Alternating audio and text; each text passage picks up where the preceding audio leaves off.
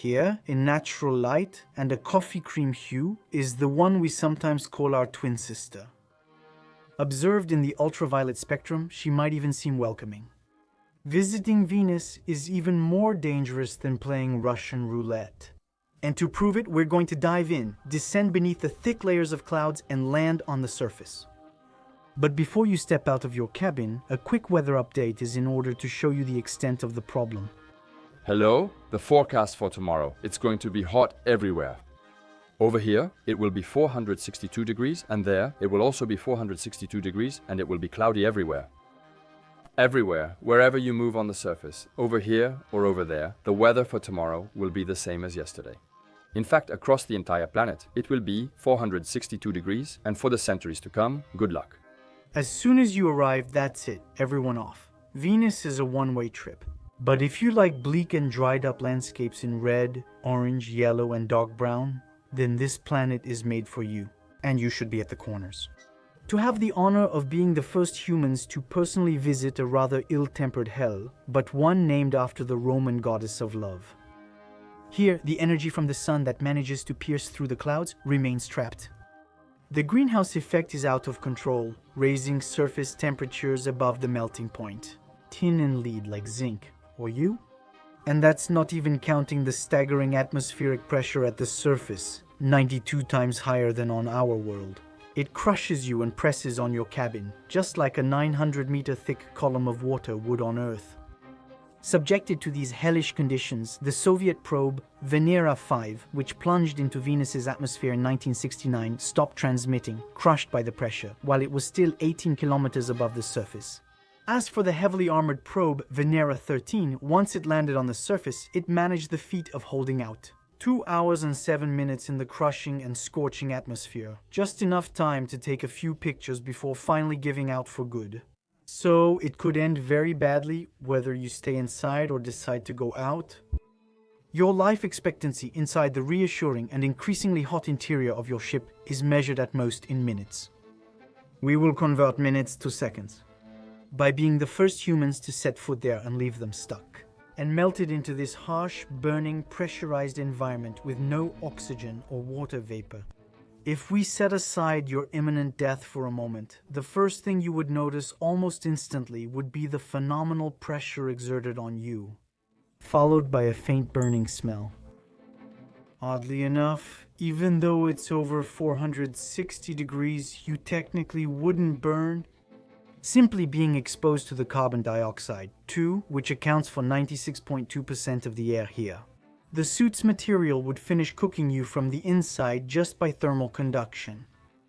Although the oxygen present in your suit could, for a while, fuel the formation of some flames and trigger combustion reactions. These flames, once formed, would be immediately extinguished by the carbon dioxide in the Venusian atmosphere.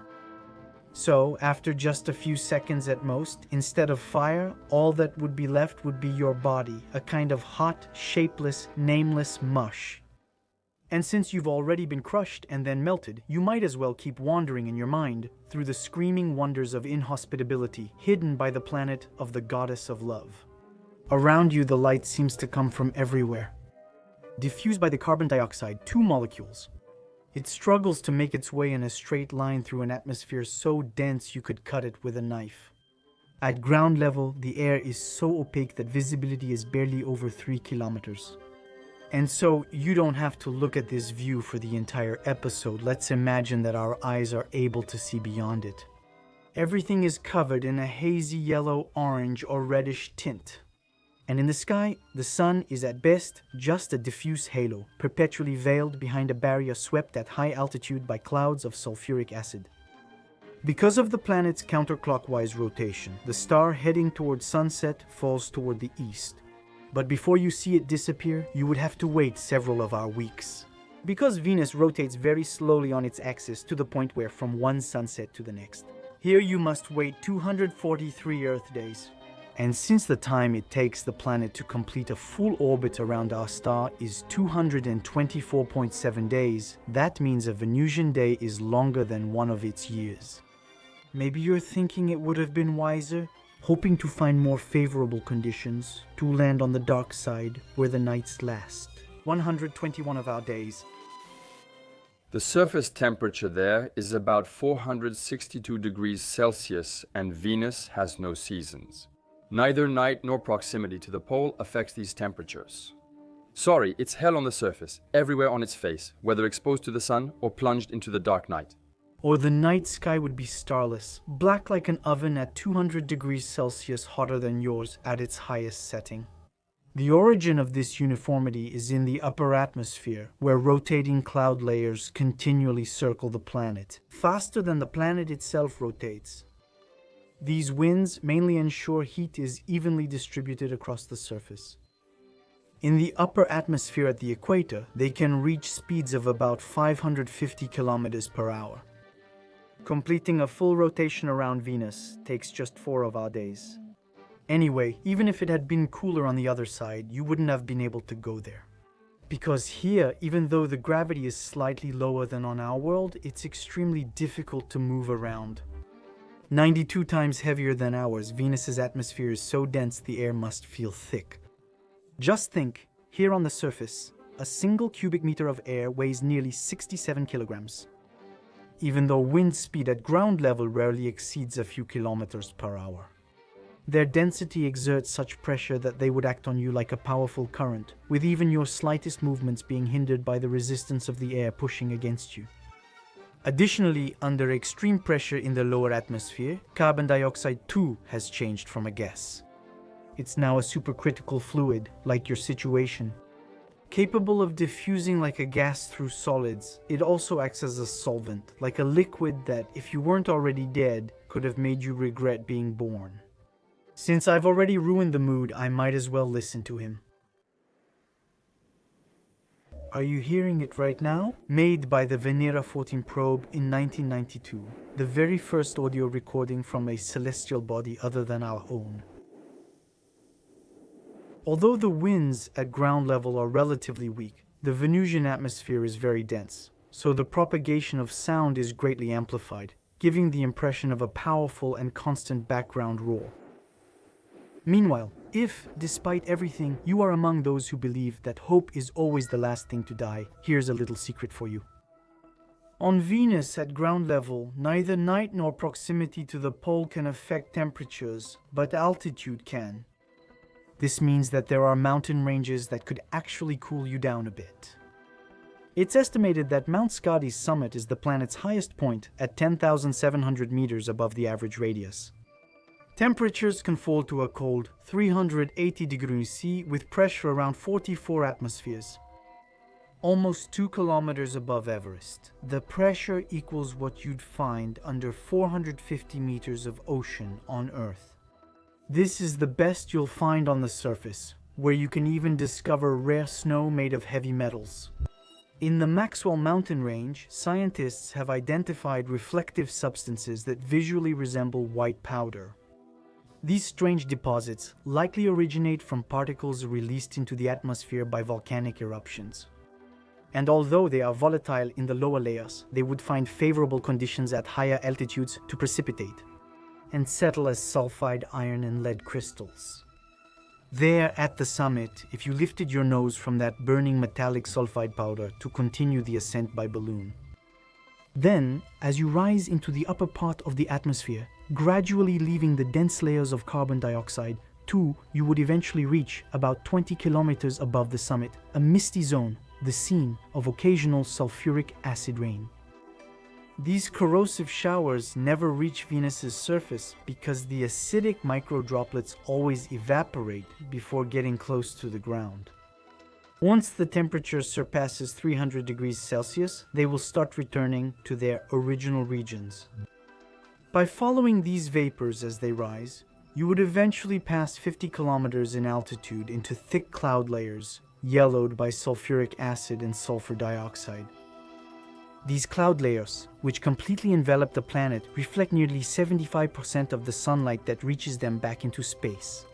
They are what prevent us from observing the surface of Venus from our planet and make it a sparkling celestial body. Brighter than the brightest star in our night sky, Venus is the morning star. And if you keep going up, you would eventually reach the highest part of the upper layer, made up of a mist of ice crystals. which gives Venus that milky appearance we know it for.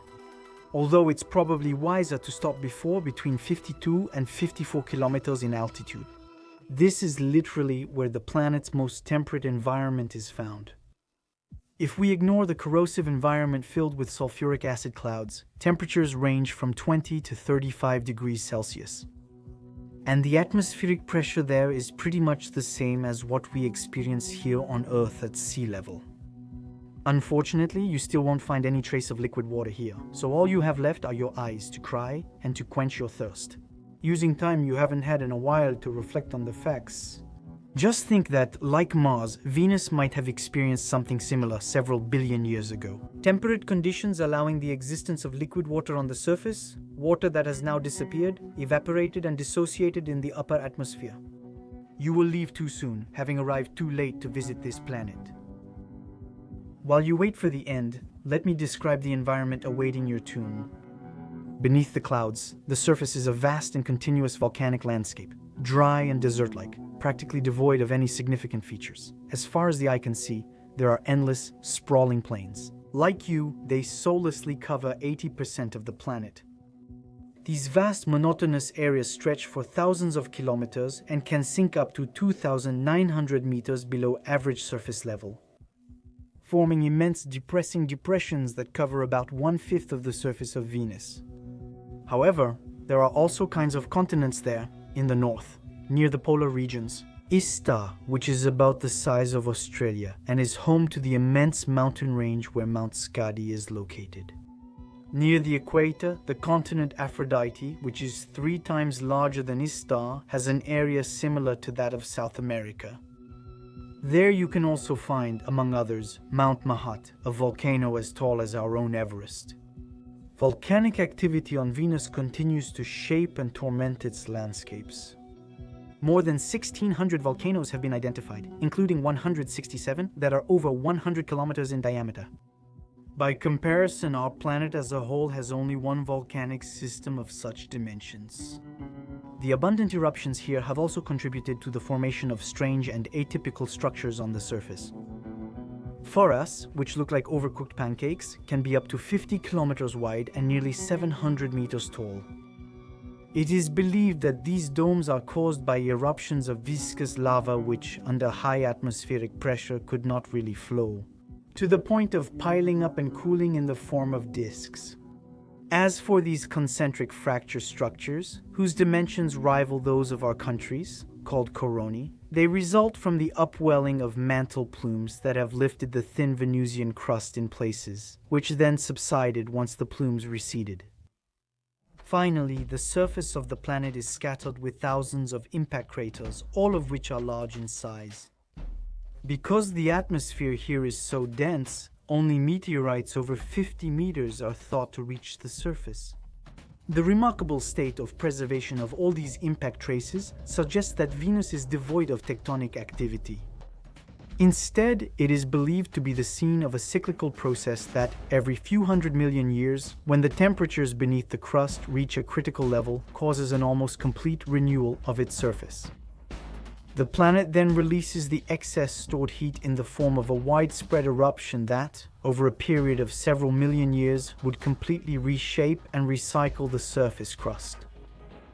One day here, volcanism will certainly erase any trace of your visit, just as it will erase any trace of your physical presence. Who did you say goodbye to when you came here?